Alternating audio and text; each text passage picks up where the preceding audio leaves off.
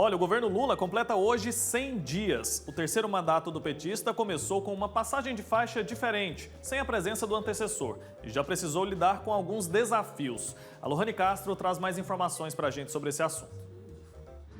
O governo Lula começou com um lema de reconstrução do Estado e nos primeiros 100 dias retomou programas chaves da sua gestão anterior, com foco no social. Baixa havia sido extinta ou paralisada na gestão de Jair Bolsonaro. Entre os programas que voltaram repaginados estão Minha Casa Minha Vida, que deve entregar até 2 milhões de moradias em 3 anos, o reajuste do Bolsa Família no valor de R$ 600 e mais 150 por cada criança de até 7 anos, o Mais Médico Brasil e várias ações de proteção à mulher. O governo teve que solucionar uma crise ambiental gerada pelo último governo, que fez com que o desmatamento na Amazônia continuasse alto mesmo depois de várias ações da Polícia Federal para retirar garimpeiros ilegais da área. Nos últimos 100 dias, o presidente Lula e seus ministros fizeram questão de deixar claro que estavam governando para apoiadores e também opositores. Os ataques às sedes dos 3 poderes forçou uma aproximação do Congresso e chefes de estados. O apoio das casas será essencial para a aprovação de projetos, como o arcabouço fiscal, o conjunto de regras que vai substituir o teto de gastos, e também a reforma tributária. A economia foi o maior desafio para o governo nesses dias, com direito a climão entre Lula e o Banco Central, que segue pessimista em relação ao crescimento econômico do país. Tá certo, Lohane Castro fez então um resumo do que foram esses 100 dias de governo até aqui. Agora a gente mantém esse assunto, vamos aprofundar um pouco mais, conversando ao vivo com o especialista em políticas públicas e professor universitário, André Aidar, que está aqui junto com a gente no nosso estúdio. Bom dia, seja bem-vindo. Bom dia, prazer falar com vocês hoje. Igualmente, e junto com a gente está o Frederico Santana, que é sociólogo, já é nosso parceiro aqui do Santo Café, toda semana está aqui junto com a gente. Frederico, bom dia também. Bom dia, Wilker. Bom dia, André. Bom dia. Então, gente, queria começar do começo. 8 dias após tomar posse, Lula precisou lidar ali com uma situação inédita, né? O ataque às sedes dos 3 poderes em Brasília. Quero saber primeiro de você, Frederico, como que isso impactou o desenrolar desse início de governo e quero saber também se o presidente conseguiu lidar bem com esse problema. É normal que nos primeiros 100 dias os governos enfrentem dificuldades, mas eu acho que esse terceiro mandato do governo Lula está enfrentando dificuldades a mais do que o normal. O 8 de janeiro é apenas o símbolo de uma tentativa de golpe que, na verdade, envolve participação de outros poderes, como depois, com as investigações, a gente ficou sabendo. O governo Lula, além da tentativa de golpe, na verdade, teve que enfrentar uma posse com golpistas acampados em frente a quartéis em todo o Brasil, com as Forças Armadas, vamos dizer, dando guarida a esse tipo de ação. Então, ele teve que enfrentar a resistência, vamos dizer, dentro das próprias Forças Armadas.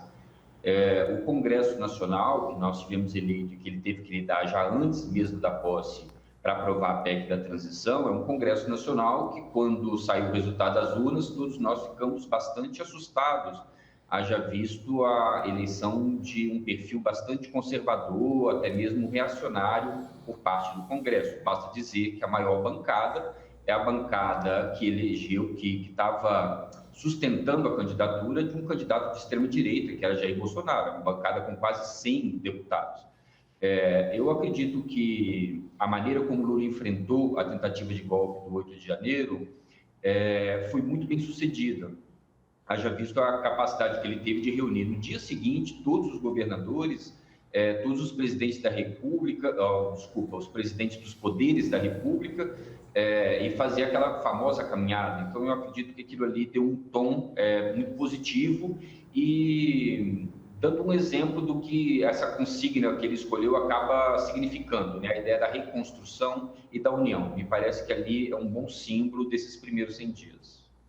Então, na sua opinião, esse apoio que a gente viu, né, uma cena muito simbólica, quando ele atravessou ali a Praça dos Três Poderes, junto com os chefes do Senado, da Câmara, do STF e representantes de todos os estados, essa união, ela se mantém ainda ou isso já começou a se dissolver? Qual que é a avaliação que você consegue fazer para a gente nesse momento sobre o apoio, o respaldo que o presidente Lula tem após 100 dias?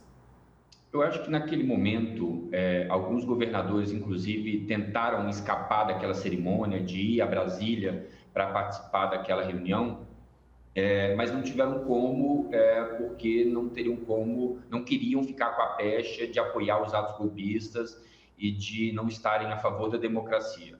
Mas eu acho que não podemos ter ilusões que as ideias da extrema-direita, elas se infiltraram na sociedade, elas hoje encontram espaço entre parlamentares que estão no Congresso Nacional, que estão nas Assembleias Legislativas e mesmo junto a governadores eleitos. Então, eu acho que foi bem sucedido sim naquele momento, mas não quer dizer que a gente possa achar que a solução está pacificada. Os resultados da última pesquisa que a gente teve de avaliação do governo, no marco desses 100 dias, mostram um pouco disso, né? Nós temos 29% da população que ainda se sentem identificadas com as ideias do bolsonarismo. Não é só com o líder messiânico, com o líder Bolsonaro, mas eu acho que é com as próprias ideias, ou seja, defendem mesmo um choque de neoliberalismo, de um capitalismo extremado, né? de um livre mercado que não leva em consideração os valores da democracia.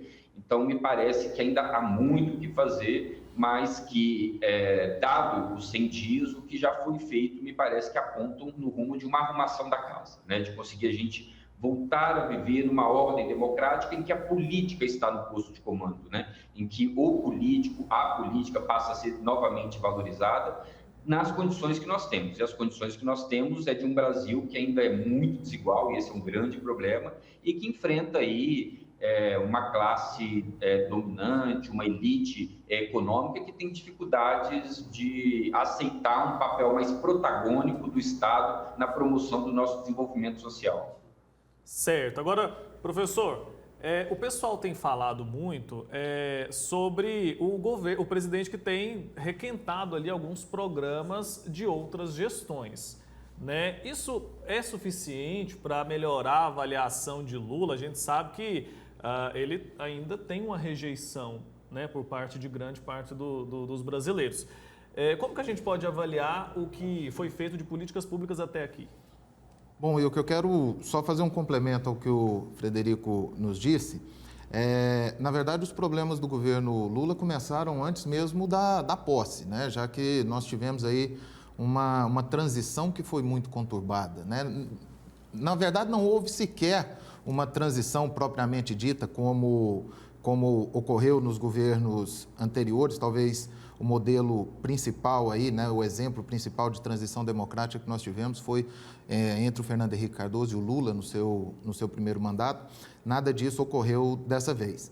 E o que a gente percebe é que, pela primeira vez, o presidente Lula ele está enfrentando uma situação adversa que é permanente, que é estrutural. Ele vai ter que conviver com um Congresso que ele é muito aguerrido, né, nas suas pautas conservadoras. Ele vai ter que conviver com esse Congresso por 4 anos, e o ambiente político também não lhe é mais favorável como era no primeiro mandato. Então, a gente tem visto um presidente Lula um pouco atrapalhado nas palavras, né? O Lula sempre foi um orador exemplar. Ele sempre teve uma facilidade muito grande de conversar com todos os campos políticos, e a gente tem visto que ele já não se mostra mais tão confortável no cargo como ocorreu no passado.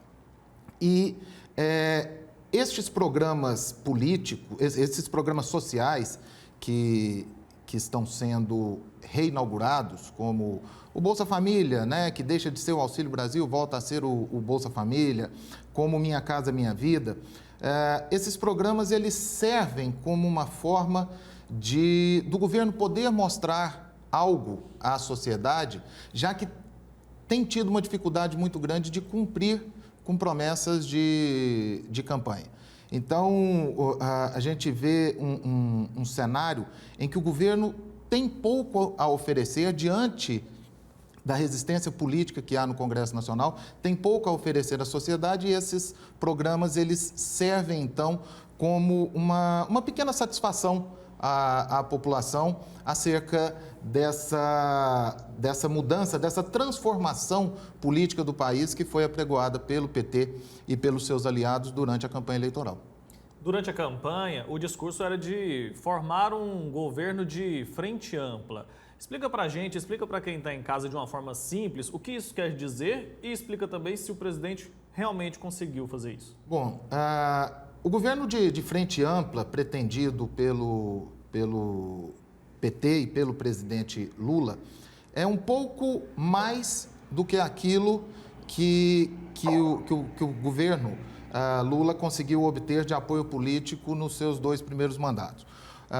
O presidente Lula, nos 2 primeiros mandatos, ele soube muito bem construir uma base parlamentar sólida.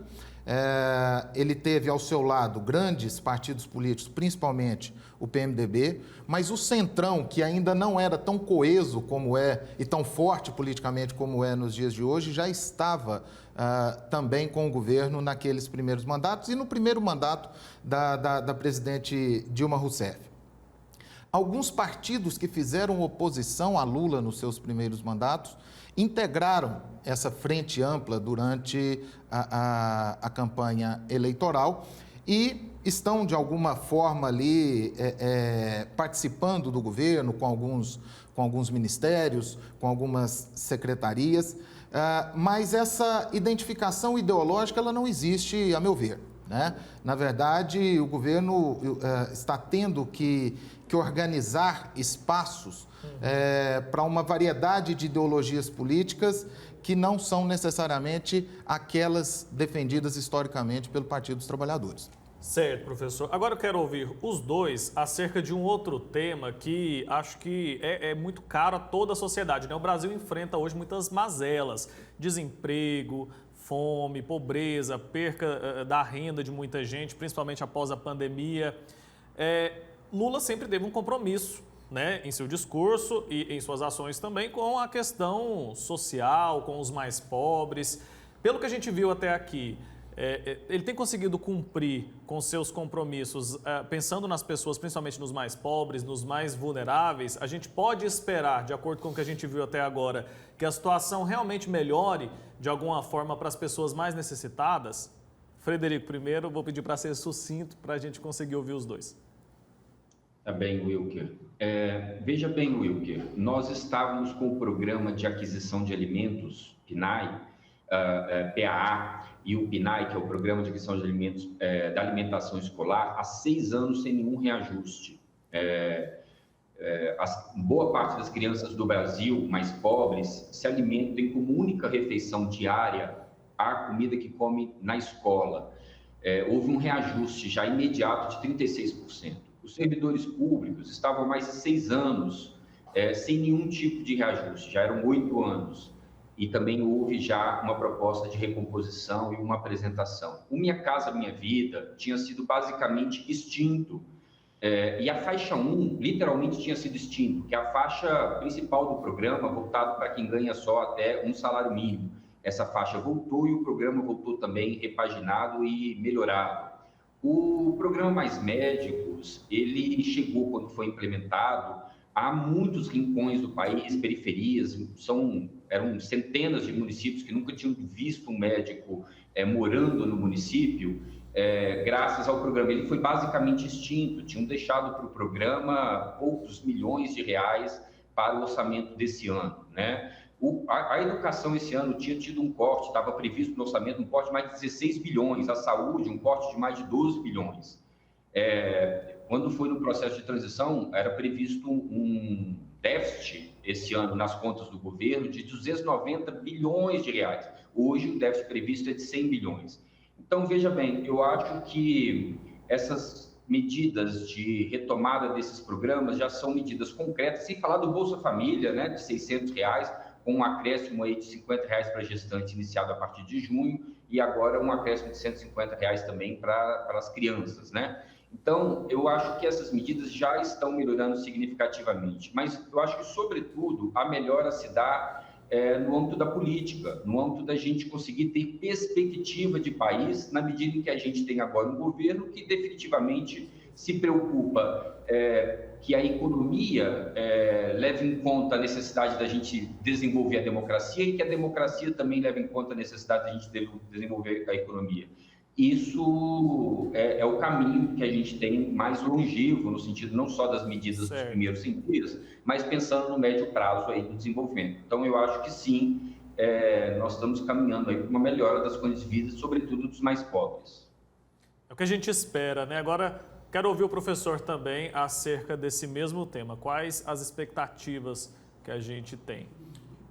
Bom, sem dúvida nenhuma, o governo Bolsonaro, ele enfraqueceu muito o tecido social brasileiro, os programas de amparo social, principalmente a população mais carente, por circunstâncias tanto internas do seu governo, quanto pelo próprio cenário externo, principalmente a questão da pandemia de Covid-19. O presidente Lula, historicamente, ele acredita no papel do Estado como o único capaz, o único responsável e o único capaz de garantir amparo social às populações mais carentes. A participação do mercado na construção desse tecido social, historicamente, pelas bandeiras defendidas pelo PT, é uma participação indireta. O Estado, o mercado seria o gerador de riqueza, que permite o aumento da arrecadação tributária e compete ao Estado, então, garantir esses programas sociais. Nesse sentido, a questão econômica e social, ela se torna indissociável, né? Diante daquilo que pretende o governo Lula nesses próximos 4 anos. Ou seja, sem a garantia de um crescimento econômico sustentável, esses programas eles acabam sendo totalmente ineficientes. Perfeito, quero agradecer muito aos dois, professor André Aidar e também ao Frederico Santana. Professor, obrigado por ter vindo até aqui compartilhar com a gente um pouco mais sobre seu conhecimento, fazer essa análise sobre esses primeiros dias aí, primeiros 100 dias do governo federal, governo Lula. A gente espera, né, que nosso país avance cada vez mais. A gente sabe que a realidade hoje é diferente daquela lá do início dos anos 2000, quando Lula assumiu pela primeira vez a presidência. Os problemas são outros, as condições do Brasil, a sociedade toda é muito diferente. Mas, independentemente do lado que a pessoa esteja, a gente sabe que o país está muito polarizado, todo mundo tem que ter o mesmo objetivo, todo mundo tem que torcer para que a gente evolua juntos, que seja bom para todos. Muito obrigado. Eu que agradeço. Até a próxima oportunidade, viu, Frederico? Obrigado também pela sua participação mais uma vez. Abraço. Bom dia. Tchau, tchau.